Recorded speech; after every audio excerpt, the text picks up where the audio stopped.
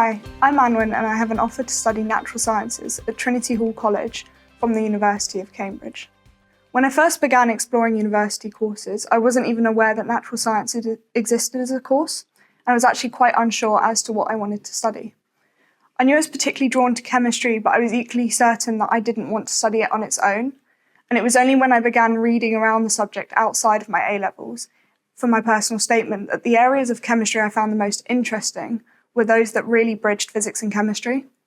So from there, I started looking into courses that allowed me to combine the two sciences, and this led to me finding out about natural sciences as a course, which was perfect for me as it allows me to study chemistry, physics and maths in an interconnected way.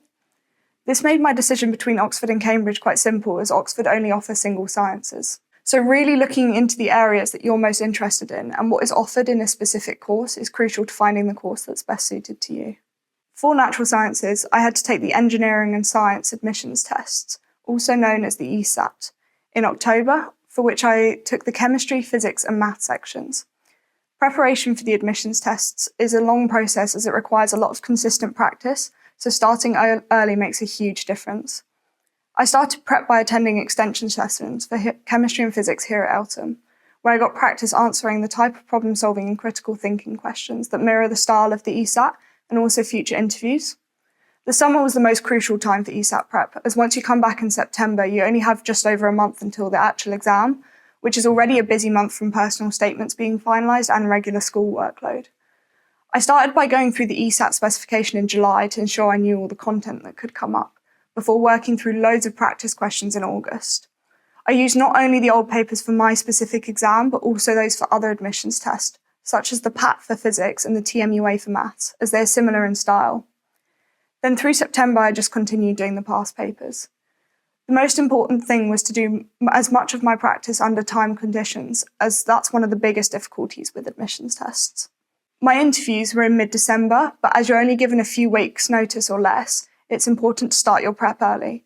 I had around 20 mock interviews in both physics, chemistry, as well as a few in maths, from September up until my interview in December.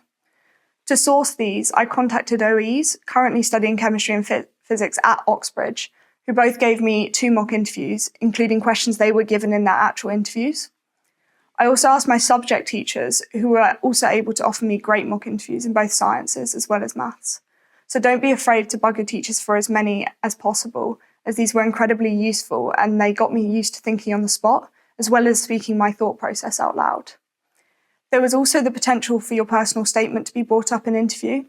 I was asked about mine in my chemistry interview, so it's incredibly important to be able to speak about absolutely anything on yours confidently and in detail to show you really know what you've written about.